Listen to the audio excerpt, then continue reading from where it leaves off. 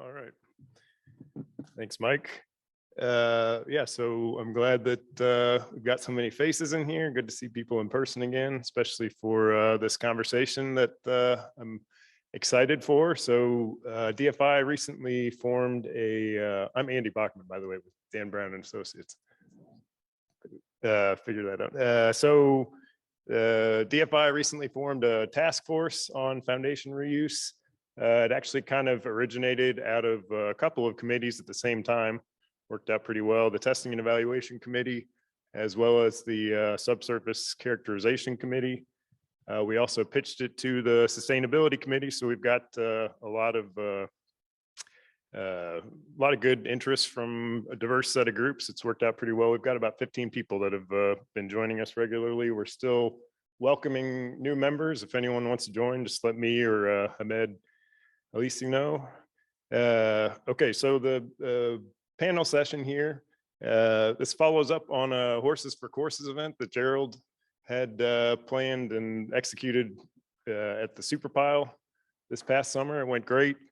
Focused on technical topics, which is good.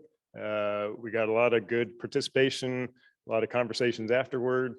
And that always happens with foundation reuse. In my experience, it's something that we like to talk about a lot. Lots of good technical topics. There's kind of something in it for everyone, whether it's the investigation part or potential corrosion or the capacity, the codes. There's lots of technical stuff to talk about. But I think we kind of focus on those things at the expense of some of the bigger picture issues that, in my experience, have been more bigger impediments to reuse. Risk comes to mind, how risk gets allocated on a reuse project versus, say, a new foundation. So the goal for this panel session is we assembled a great group of not necessarily technical people. There are a couple technical people on here, but we've got owners to represent the owner perspective. We've got an attorney with us in person. Everyone else is live via Zoom. We've got 3 panelists from London, where they've got a lot of great reuse experience in that congested London underground. So anyway, with all that, I'll introduce these panelists briefly. Each of them is going to make a short statement, and then we'll save the rest of the time for questions. So we've got Brian Hartnagel. He is the new state bridge engineer in my home state, Missouri DOT. Tom Bradley is a project director with Stanhope. That's a real estate developer in London. Hilary Shields is a senior engineer with Arup in London. Jim Mackey is VP Chief Marketing Officer with McGee Group. That's a general contractor in London. And Susan White is an attorney with Benish in Cleveland.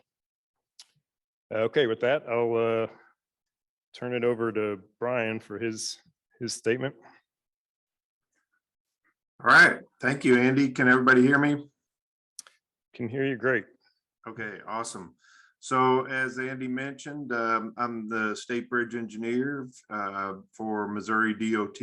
I've worked for the Missouri Department of Transportation for about almost 20 years. Prior to that, I spent a few years at Colorado State University as a faculty member, and spent some time at the University of Missouri Columbia in graduate school working on bridge related projects. But I am the state bridge engineer for Missouri DOT.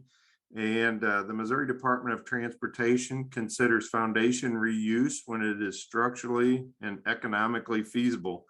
In most every case, we not only reuse the foundations, but also the substructure units, for example, the columns and the beam caps and so on for bridge structures. It may be a little different than what some of the other presenters are going to talk about. So we have structures that are primarily over water or over additional roadways or railroads. So we do have some limitation on foundation use. If the structure has a scour action plan, we typically prohibit foundation reuse in that case. We want to put a new foundation in at a location like that where we can not have to worry about when a flooding is happening. Structures with timber piles are also generally prohibited from foundation reuse, although a couple of the examples I talk about were timber piles buried deep in the muck of the Mississippi or Missouri River. Three structures we reused. Some of them had timber piles on the Missouri River, but they've been submerged since the 1920s.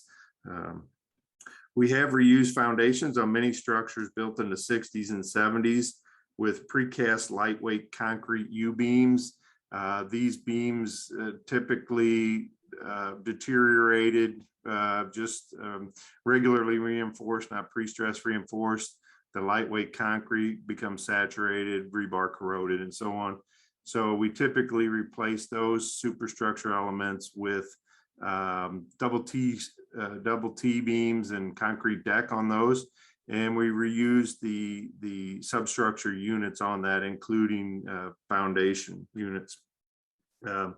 Even though those structures typically would not meet the design loads of today's standards, and I think that's what Andy brought this panel together about, as to who assumes that risk of the design loads. As I alluded to, we've also reused foundations on major river crossings. We have two of them on the Missouri River at Glasgow and Miami, small towns in rural Missouri, where there were old trusses built in the 1920s and 1930s. And we took those trusses off, rehabbed the tops of the substructure units with new concrete to accommodate the plate girder sections that we put across the river. We have another one in St. Louis where we removed an old truss and put back a more modern truss and rehabbed the substructure units, did a little strengthening on the substructure units. So we do not have formal guidance, but we do consider it on a case-by-case basis on foundation reuse. So that's what Missouri DOT, MoDOT does with foundation reuse, and I'll let the other panelists talk and be happy to answer questions later. Great. Thanks, Brian. All right, Tom, you want to take over? Yeah, hi, everyone. So I'm Tom Bradley. I'm from a real estate developer called Stanhope. We've been operating in the central London market for about 35 years, working with long-term collaborators in design and delivery teams. Some of them are here today. So around 50% of our projects involve quite a substantial amount of refurbishment, repurposing buildings.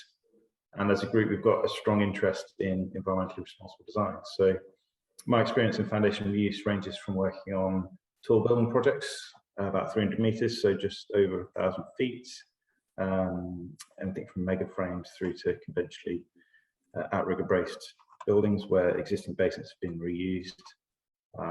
In London, it's interesting geology with Roman ruins through to 20s, 40s, 60s, and even 80s buildings.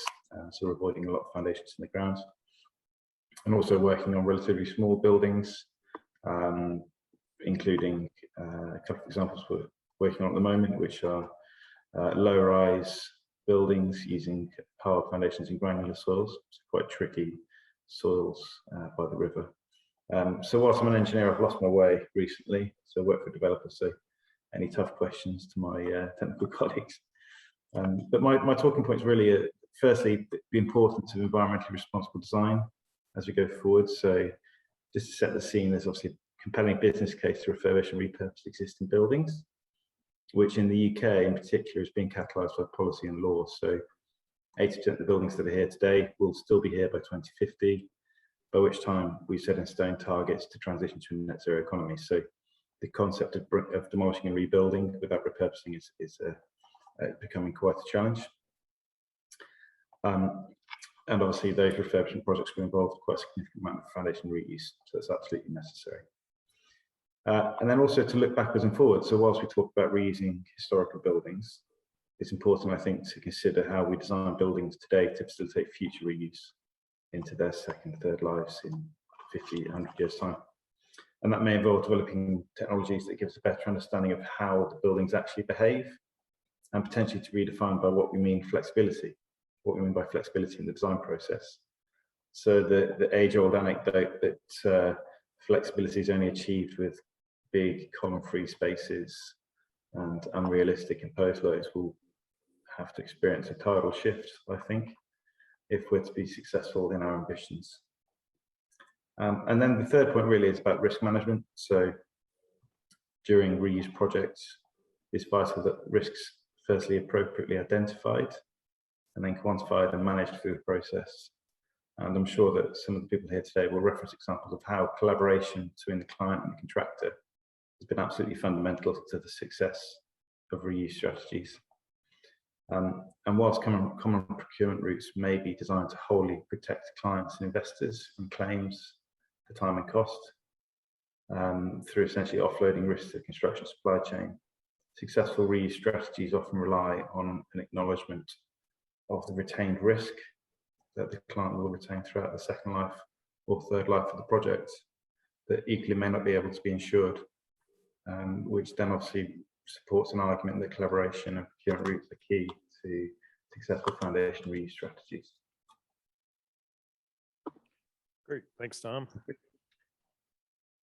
Let's go to Hilary, please.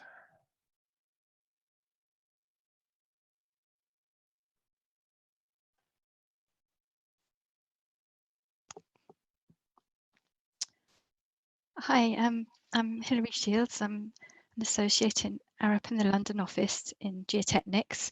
I'm part of a group of people in our London office with experience in foundation reuse, which includes Henry Taylor and Dinesh Patel, who've also been participating in the DFI task force. Personally, I have experience in design and construction of projects with foundation reuse in London since 2009. And this includes both completed projects and projects that didn't go ahead. It includes reuse of bearing piles in single or small groups, piles beneath a raft or an extensive cap, and includes reuse of shallow foundations and rafts. Because the focus today is on risk allocation, I focused on this aspect for the discussion. So in the UK, we follow the guidance set out in Syria C653 and the Rufus Handbook with a traffic light system of red, which is high risk, amber, medium risk, and green for low risk. In all cases, we're trying to reduce the risks for foundation reuse to low, with residual risks of latent defects closed out through monitoring during construction. The ideal situation is when the new design load doesn't exceed the existing realistic load. In this case, there's no new risk, although with some caveats for demolition unloading. However, this is mostly not the case.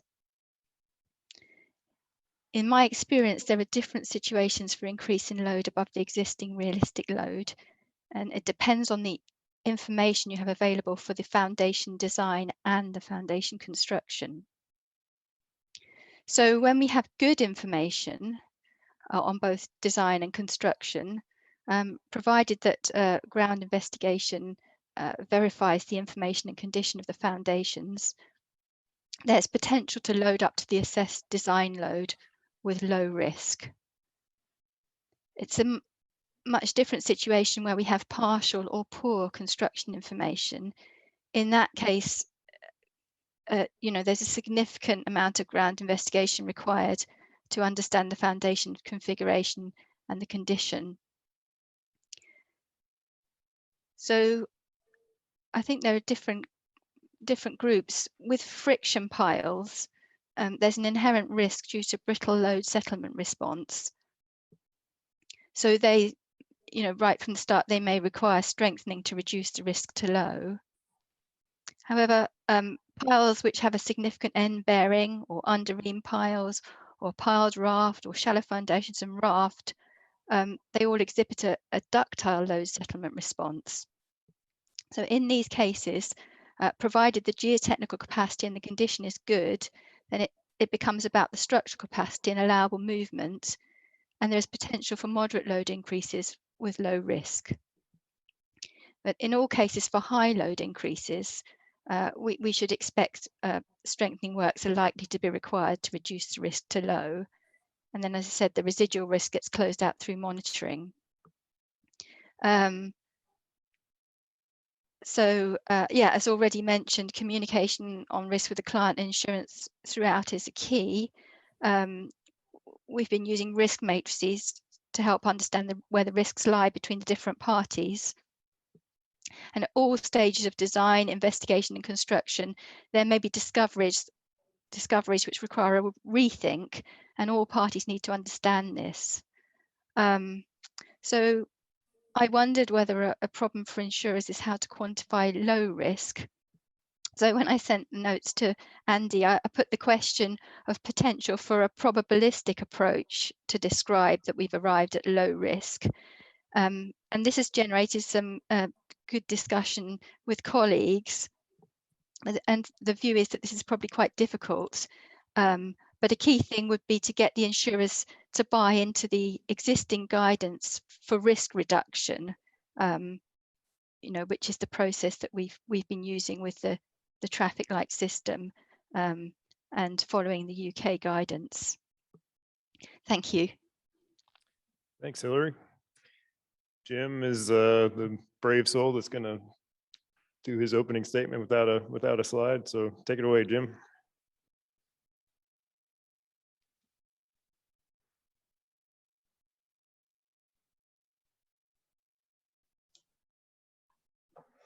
Okay, good afternoon, everyone. I think it's afternoon now, or maybe it's still morning. First of all, I'd like to say how pleased I am of being invited to speak and share my experience in foundation reuse at the Deep Foundation Institute event. My name is Jim Mackey, and I have worked in the construction industry for more than 50 years, mostly in London or most of that time in London for the civil engineering contractor Maguire Group. For the most part, as I say, I've worked in London projects, but have some experience across the entire UK. In terms of foundation reuse, my first involvement or experience was back in the late 1980s, early 1990s on a project called Beaver House, a Thames riverside building in the heart of the City of London. Now, this was a substantial structure that was built on a raft foundation with interesting 6 feet or 6 feet 2 meter floor to ceiling heights for the storage of fur trade, for the storage of furs rather. It had a very short life, as I'm sure you'll appreciate, that because not long after it was completed, the fur trade more or less died overnight, and the building with its 6 foot floor to ceiling heights was rendered useless. It was then demolished to make way for a new office structure. And when the demolition was undertaken down to raft level, at which point there was much discussion on how that foundation might be reused. However, it was not sufficient for the proposed new structure. But after a lengthy debate, it was decided to cut inversely tapered holes through the raft, and then to construct cast in situ board piles. The net result was that the raft was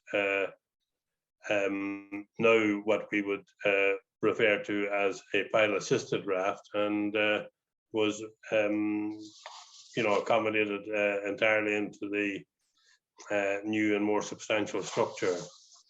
I also worked on the Unilever House headquarters building on the embankment in London, where again with my friends Arabs, we reused all of the existing driven steel piles to carry the new structure and supplemented it locally at the core positions with hand-dug,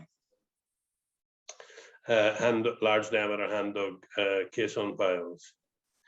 Most recently, for my sins, I decided to come out of retirement to project manage what has now become quite a debated or exhibited project Claridge's Hotel, where again, with much help from an excellent Arab team, we delivered a new 5-level basement underneath the 1926 raft foundation. So, I mean, not only keeping the building, the listed building safe and sound, but reusing the existing raft to form part of the new foundation, while the hotel continued to operate uninterrupted overhead. The challenge for me in my years looking at some of these projects always seems to end up back with the available historical data, and where there is none, it becomes how do we determine what actually exists. With a lot of 1960s, 1970s, and even 80s pile foundation, it was commonplace for the piles to be only reinforced in the top 6 meters or 20 feet. Problems can arise in these foundations with tension cracks resulting from heave following demolition and or excavation. So an area of construction, an area for contractors that really needs to, you know, or that would be of great help to determine the pile lengths and the rebar lengths in situ. So I think, you know, the possible development of new equipment, new technical equipment to glean this information from in situ structures would be a vital step forward and make reuse maybe more commonplace than it is. I mean, personally, I'm a big supporter of foundation reuse. It provides for a huge reduction in the environmental impact, not to mention the financial benefits for all concerned.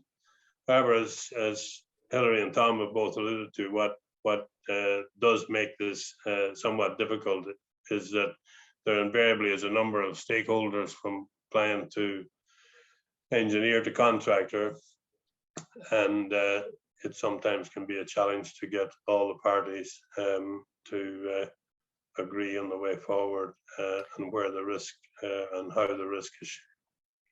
Right. Well, that's why we got you all together. So hopefully we'll figure it out in the next 35 minutes we got here. Thanks, Jim. I don't know if those of you who caught the It's Money presentation about the Claridge's Hotel a couple months ago, but that was insane project. Very, very impressive that they put a 5-story basement under such a structure with all through about a 6 meter by 6 meter hole, with bringing in individual pieces of rebar. It was hopefully there's a video of it. You guys should check it out. All right, last but not least, Susan, who's here with us in person. Hi, good afternoon.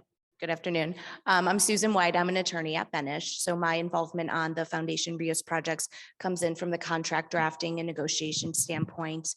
My role in that process is just ensuring that the liability is appropriately passed down through the contractual chain, be it to any design consultants, subcontractor suppliers down the chain. You know, advising clients to be, you know, carefully consider the design standards, indemnity obligations, insurance positions, so that you can properly evaluate and negotiate that contract so that it's fair and balanced. Contracts need to be clear, fair and balanced, and reasonably allocate all of those risks to the party who's best capable of addressing and mitigating that specific issue. So central to minimizing any of those risks is ensuring the participants have a clear understanding and knowledge of what they're agreeing to, and going beyond the technical documents into the contract management side of things as well, by reviewing any clauses central to scheduling, change management, and timing.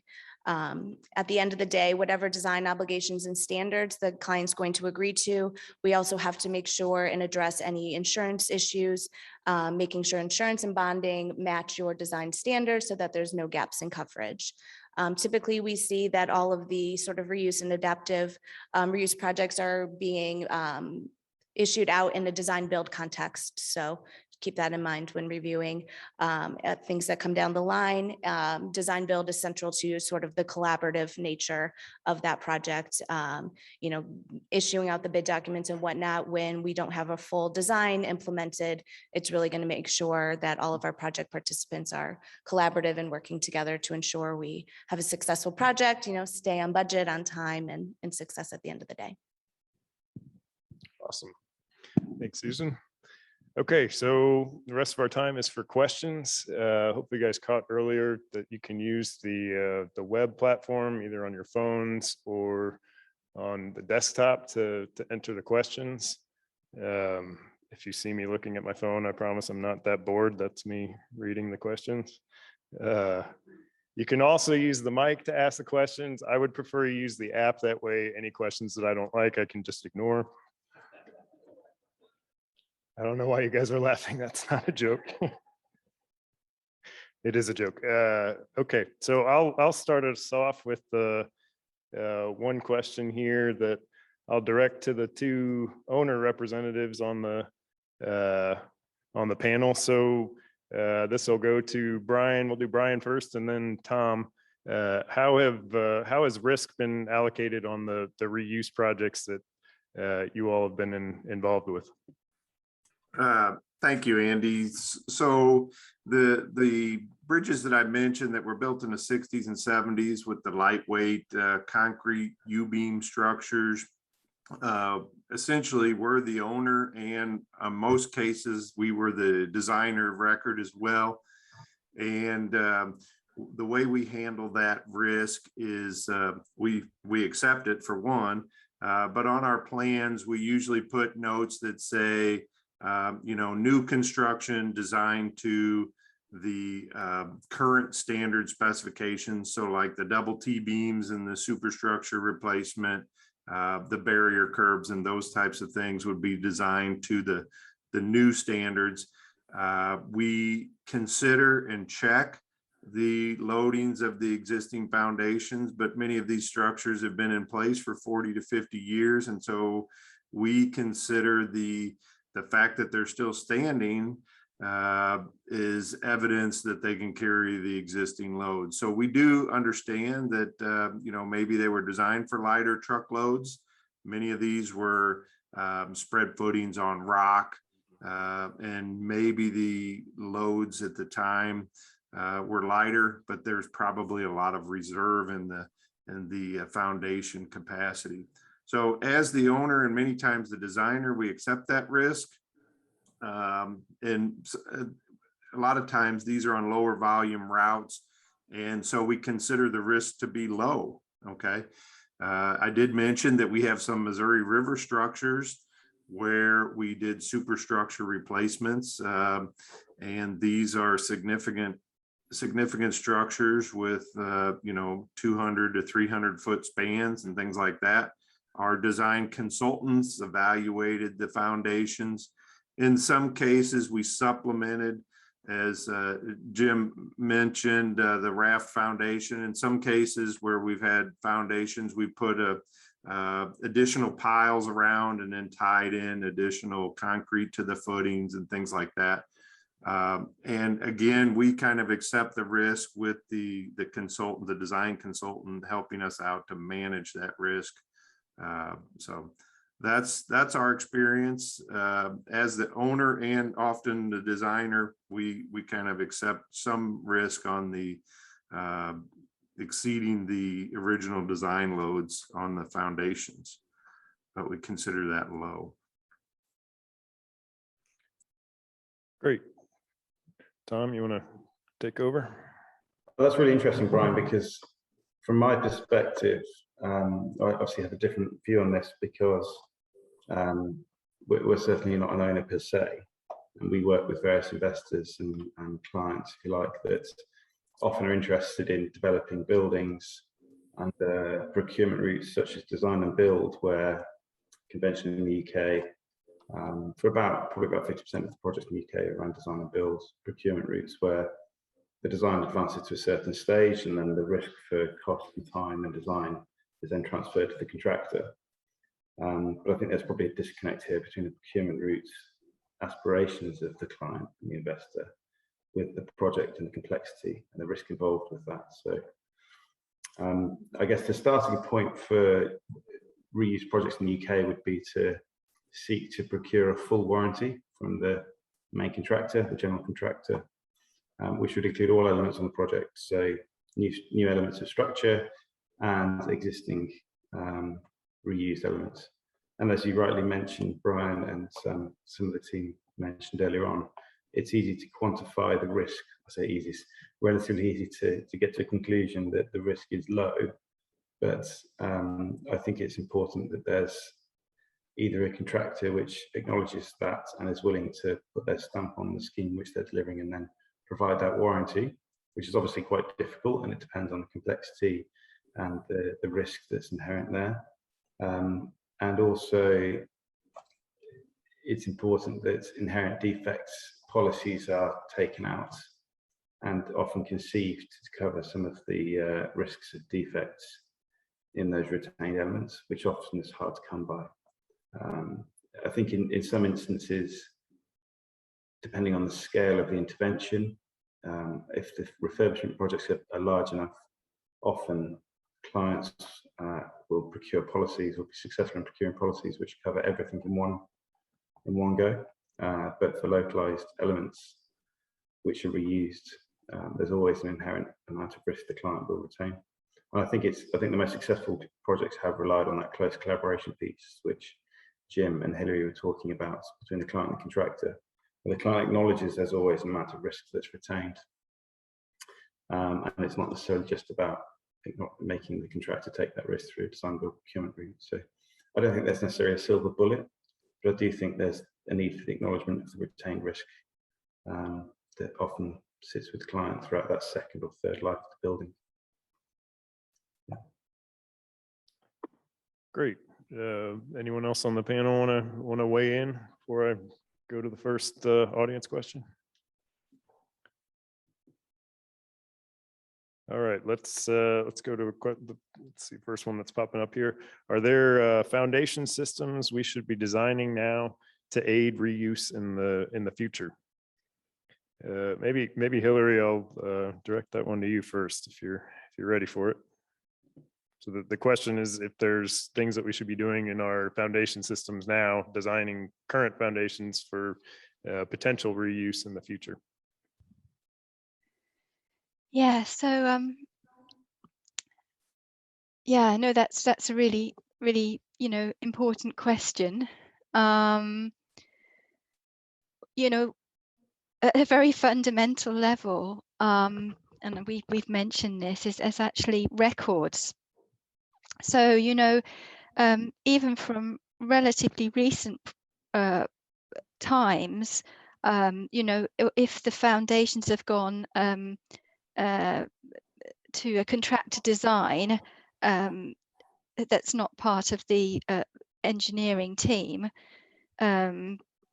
those contractor records can become lost, and very often, you'll find a full set of records with some loads on drawings for the contractor to design the foundations too, but you haven't got an as-built set of design and construction records.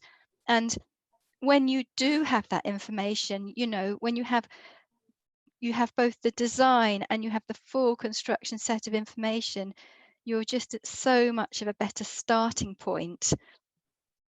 So going forwards, and I know we've been recommending this for years and years, but a good set of records is to be kept is vital with the owner of the building, and to be passed on when the building's passed on.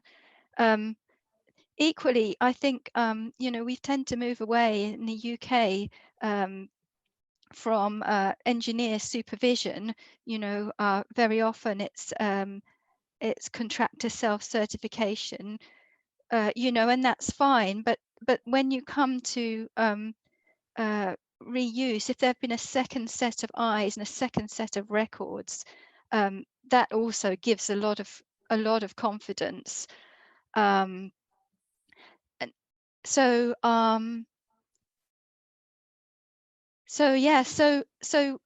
but alongside foundation reuse, we find in London that it's a lot about the structure reuse as well. So you know, maybe there's you know, opportunity to think about you know, building in extra capacity or, you know, flexibility into both your superstructure and your foundations that will make your building you know, more sustainable for the future. I mean, I'm not sure that, I don't know how easy it would be to persuade a client to put in extra foundation capacity for when he doesn't need it, but maybe the whole concept of you know, make future proofing a building, you know, there is some value in that when he passes the building on. So I'm not sure that really happens. I don't think it does happen, but I think that that might be a good thing we could think about. And the other thing is instrumentation now for the future. So you know, we could again along the point of the building being sustainable, you know, we could build in some monitoring systems to be monitoring settlements of our foundations and strained within the building so we can understand the load path. And I don't think any of that really happens at the moment. So I guess those are three thoughts really. Yeah, I think that's right. The you mentioned designing for potential load increases in the future. I think and then also performance monitoring type stuff. I think those two, I don't know that you necessarily have to increase your design loads for the future. I think if you can do some adequate performance monitoring, you can probably capture reserve capacity that you're already counting on. And if you can actually demonstrate it after the foundation is constructed, then count on that in the future. That would kind of knock both of those things up. Okay, next question. When I have seen design builds in the past, the risk was all dumped on the subcontractors. I'm sure there's probably some people out in the audience that can relate to that. Are there any limitations on the primary contractor or designer to maintain or retain some of the risk versus it traveling further down to the subs? Maybe that seems like a good one to start with. Susan, if you're ready. Yeah, so I mean, there's no prohibition against any of that. The contract is the contract. So when you get the contract, that's why it's, you know, speaking as a subcontractor down the road, the owners, that's their goal, is to flow everything down, or throw all of their liability down through to the low hanging fruit, to assume all of that risk. So we recommend that you properly tailor the contract to your work and specifically define your work as your specific scope.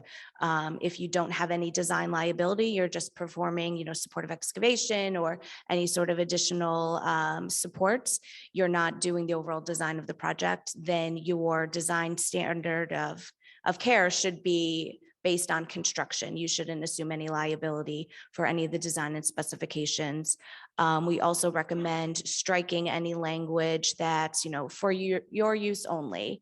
You know, any owner supplied documentation, you should be able to fully rely on that when, you know, planning out your work and performing your work. So any sort of contract provisions that say, you know, this is for informational purposes only, not to be relied on by the, you know, contractor, subcontractor, we always recommend striking those as well. Great, that's good advice. Maybe I'll turn to the audience. Anyone who hasn't figured out the web app want to try to throw a question out? Great. Thank you. This ought to be good. Rounder. A question. So you said you recommend striking language that basically says the information provided can't be used. How successful are your clients in getting the owners to strike that? I mean, you can suggest it, but that doesn't mean they have to accept that suggestion. So do you see oftentimes the owners are willing to remove that language? I took your microphone, so I need to give it back to you. Yeah, I mean, it's 50-50. I mean, a lot of times we are able to carefully tailor the language, you know, to limit out exactly what they're doing. We can add in language that, you know, the subcontractor is performing their work in the capacity of a deep foundation subcontractor and not as a design professional. So that way we kind of can exclude some of that design limitation as well. And then, I mean, the caveat I always run to is, you know, we're negotiating generally with the design builder or the contractor. You know, just because you agreed to this contract with your owner doesn't mean everything needs to flow down to me. So sometimes they're able to kind of negotiate some of that language a little bit. And, you know, they're always going to claim they need to get approval from the top, but that's not always the case. So yeah, I mean, fairly successful. You know, even if we can't get it fully stricken, there's ways to carve out some of the exceptions to limit the liability at the end of the day. I have a question for Tom regarding the future of the foundation put in today. Here in the United States, it's very hard to convince a developer to do 2 more borings at the development stage, because every dollar spent at that time, when you don't know exactly what is going to happen, it's $1 more. How do you think that developers are going to embrace the idea to put money today for something that might be negotiable in 50 years? Yeah, I think it's a very fair question. And obviously it goes without, as Rose said, it goes without saying that spending money now for someone else's gain isn't good business sense. But I think with the changing world of, you know, elevating the importance of carbon in the decision-making process, I don't think it's about the here and now really that's the most important thing. I think it's about considering designing buildings for a circular economy so that you're actually facilitating those things in the future. I think there's certainly an educational piece there with developers and clients which wouldn't necessarily see that from the start, and there is certainly a fine balance between how far do you go. But there are equally technologies and innovative ideas on the market nowadays where future reuse may not be that difficult. So for example, the concept of hollow piles where they can be bored through in the center in the future to increase their capacity, for example. So I think there are ways and means about it. I'm not sure what the solution is because it will be very much a case-by-case basis. But I think it's probably can be achieved through policy change and general shifts in, you know, what's an after a successful project? Is it actually about investing now for the future or not? Great, thanks, Tom. Interesting question about codes here that maybe Brian can field. Generally, the gist of the question is that a lot of times old foundations don't satisfy new code requirements. Maybe even if, you know, let's set aside the technical risk to say that we think that it will, the existing foundation is adequate, but it doesn't satisfy some maybe reinforcement requirement of a new code. How have owner agencies handled that situation? Thank you. Yeah, that is a concern when we do these foundation reuse, and actually, as I mentioned, we typically do substructure reuse. In some instances, the columns that come off of these footings are not adequately designed to support the current loads. The beam caps may not have enough shear reinforcement. We have done things where we've wrapped elements with FRP and done some strengthening. As I mentioned, on some of those major river bridges, we've added additional piling and attached that to the existing foundation units. So we do understand that there is risk in the load capacity may not satisfy current codes. As I mentioned, in some of our thinking, you know, the structure's been out there performing and carrying current loads, even though it wasn't designed for current loads, it's carrying the current loads. And there's a lot of excess capacity in some of the types of foundations we use. Like I said, spread footings on rock, You know, maybe it doesn't have enough reinforcing in the top of the thing to meet the current standards, but you know, the concrete's probably stronger than what we assumed it was. And, you know, there's some additional capacity there. So we kind of use past performance as indication of load carrying capacity. Now, I agree our situation with bridges is totally different than the other panelists that are talking about building foundations and different building loadings and things like that. We just typically are dealing with maybe heavier trucks than what was on there before. Our foundation types are different now than what we used to do, just because of contracting methodologies. You know, what we used to do with coffer dams and excavating and driving pile and then putting a seal cap or seal course and then a cap on the pile footing and a column off of that. Now we would typically just do drive or twist a casing in the ground and do a drilled shaft. So our foundation reuses in the future, that eliminates some scour potential and things like that. So our foundation reuse in the future, you know, we've got different foundation types that we're regularly using now as compared to what we were using 50 years ago for bridge columns.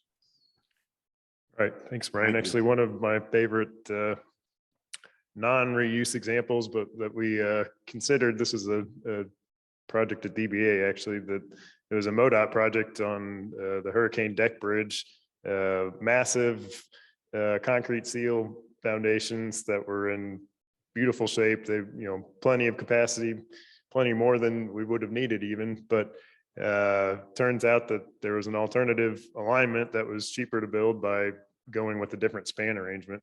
So there's just other considerations that often come in. I think that's the geometric constraints of a bridge, and also the scour in particular. Those have been a couple things for bridges that in our experience have been kind of hard to overcome, at least for the major river crossings.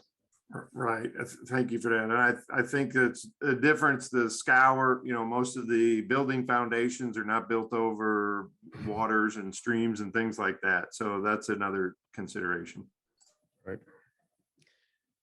Let's see here. Got any more questions from the audience?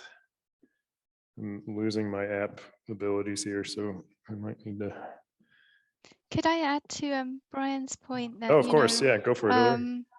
You know, the thing is that, you know, in our facts of safety, you know, some of that is to take into account uncertainties in construction.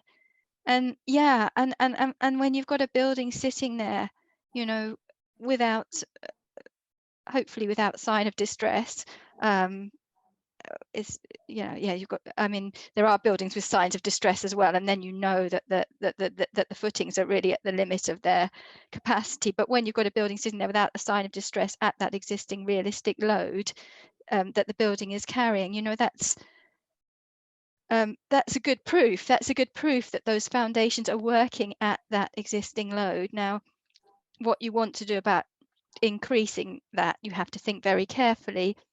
But you know, it is true that those foundations are performing at the loads they're carrying, and that's something that you don't see when you're designing something. That's something that you know, this is a kind of a real load test. Right. Right. Yeah. It's a great point. Let's see here. Was there another one? Okay, there we go. Yeah, so in my experience with mostly bridge design build work, certainly the first thing that every team seems to evaluate is reusing the bridge foundations. Oftentimes we find after doing a thorough analysis that, you know, with all the things you have to do to enhance the foundations, it's often about a wash cost-wise.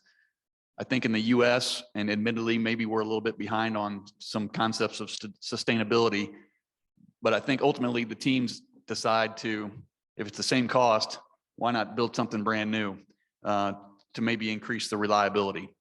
So I guess the question is to the folks on the other side of the pond, what is the primary driver for reusing foundations? Is it cost, or does the sustainability and maybe just avoiding conflicts with other underground structure.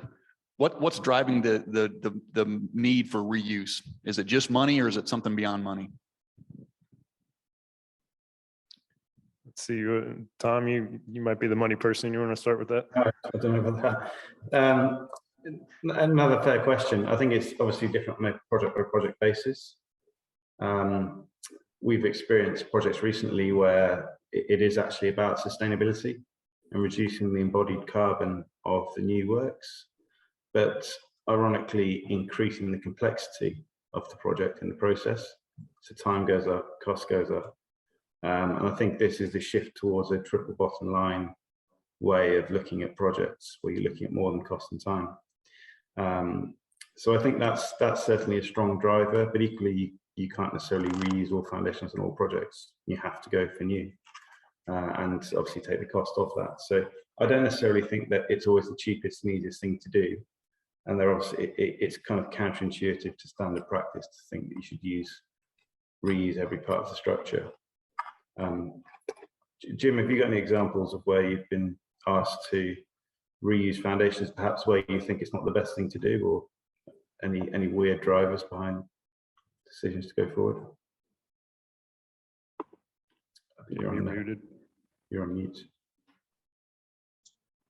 Yeah, I think the point you made is well made, Tom. And my experience is that particularly as there is now such an emphasis on or coming on to the wider issue of carbon footprint.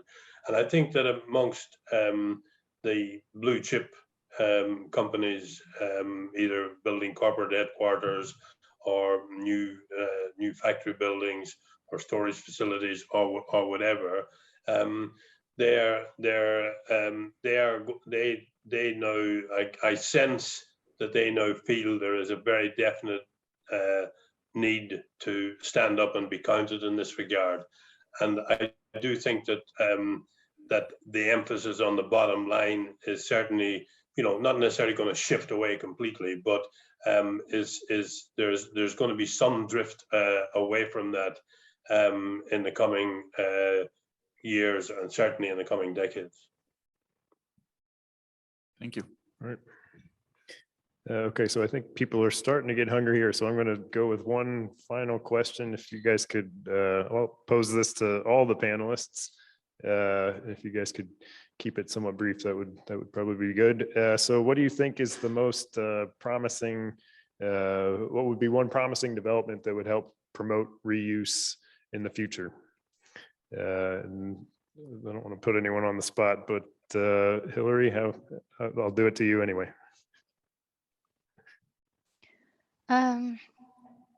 So I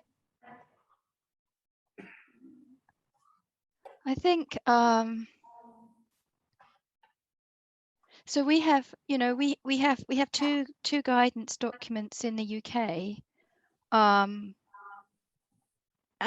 there's actually ongoing there's been a new short guide for the Institution of Structural Engineers on top of the Syria report and the Rufus report, which has come out. The Institution of Structural Engineers is working on new guidance generally for repurposing of structures. So I think that that guidance, which is recognized by clients and insurers, clear guidance. Right, that actually came up in a US NCHRP effort I worked on. That was something that we heard repeatedly. The lack of any unifying guidance document gave a lot of agencies hesitancy. Brian, what you want to? Maybe that's a good transition to yeah, I was going to say that, Andy. I think the United States, typically the design documents are supported by AASHTO, American Association of State Highway and Transportation Officials. And to Hilary's point, we would if they had a guidance document that was approved at the Committee on Bridges and Structures, you know, the 50 state bridge engineers kind of agreed upon, I think that would go a long way towards reusing. We might be somewhat rogue in our usage, as I've described, you know, with assuming risks that maybe are large, maybe are not, but so far we're fine. But I think guidance on the policy like stuff, if all of us on the panel here, the engineers at least, can analyze and do the math and figure out, hey, we need to add another pile or 2 piles or whatever, or Right. this is the load that what we have can support. But how we do that and transfer the risk and so on, or accept the risk, is what we need, probably some guidance Right. document. I can add to that if you don't mind, Andy. I think Hilary and her team at Arup have made some great steps to set out those processes for how you might appraise the risk, called the traffic light system, if you like. So what's high, medium, and low risk. And as you rightly say, Brian, that the design is the one piece, and then often there's a stumbling block, which is, well, is it actually easier just to put in a couple more piles than it is to reuse them? And if I can't transfer the risk, why don't I just do that? So I think, to me, potentially the most promising approach is, as Hilary rightly mentioned, the probabilistic approach to assessing risk, where the risk of a project from an underwriting perspective isn't necessarily multiplication of, you know, whether it's done before multiplied by a ranking out of 1 of 10, which then disencourages insurers to offer products. I think it's actually about developing a way of understanding the risk such that, to a certain extent, it can be taken off the table with construction supply chains. So if this company I work for was able to happily say to a company such as one that Jim works for, that don't worry about the existing foundations, we've got that covered, and we agree to follow the standard process, I think it's a much less adversarial procurement approach. And I think as well, just last point really, is that whilst we've talked about transferring risk and shedding risk throughout the supply chain and protecting each other, that's obviously very important. But I think the ethos of successful foundation reuse projects is about trying to develop a culture of collaboration and not just shifting risk about. It's actually about trying to set up a project properly from the start, where that risk is identified and both parties, or however many parts of the process, embark on that process together, holding hands, if you like, the whole way through, even to the end, and following that point. So it's going to have to take a shake up of current procurement routes, I think. That seems like a good opportunity to go to the attorney on our panel with the ethos of collaboration, which we know that. Yeah, I think from the legal perspective, the biggest benefit has been the acceptance of the design build process, moving away from the competitive bid, where you need your 100% complete designs, you're locked in at that firm price, you know, bidding the project out on the design build side, you know, as issues arise, you're able to make those changes to the designs. You kind of lose a little bit of risk on that side from the design builder's standpoint, able to modify the duration and the contract price as issues come up. It's much more of a collaborative nature. And the insurance industry is catching up pace as well. They're starting to issue out some new products where we're able to protect the design builder, both from the construct side and that, you know, defect policy with the CGL, and marry that with the design standards as well. Great. All right, Jim, you get the last word. What would be beneficial from the GC perspective? Oh, you're muted. Jim, you're muted. As it's been very well covered by all the panelists so far. I mean, I think the point that Tom makes is key for us. I think the collaboration, you know, and between developers and contractors is a key in all of this. A kind of team approach and a team attitude. I mean, Tom's organization, you know, going back to when I first worked with him, engaging with some of Tom's predecessors back in the 80s, but they always had that approach where it was a team effort, and that there is an opportunity as well in the design and build contractual arrangement for the for the contractor to include what is generally accepted throughout the industry as a design development sum. So he's taking risk, but he's got a little pot stashed away in the bottom drawer for the rainy day. And I think the acceptance of this by the client, that the nature of their business, and particularly in the area of the foundations, where the risk is much higher in the ground than it is in any other aspect of the building, that acceptable kind of approach, I do think makes for an easier passage through Parliament, as I say. Right. Great. Okay. So sounds like guidance and flexibility and collaboration. I think collaboration is that's kind of the lifeblood of DFI. So that's good to hear. And we can collaborate and talk about this at the bar this evening for those of us that are here in person. All right. I think we're ready for lunch. A huge thank you to the panelists. Really appreciate your time and preparation. A lot of work goes into putting this together. So I really appreciate it. Thank you very much. Good. All right. Thank you, guys. Thank you.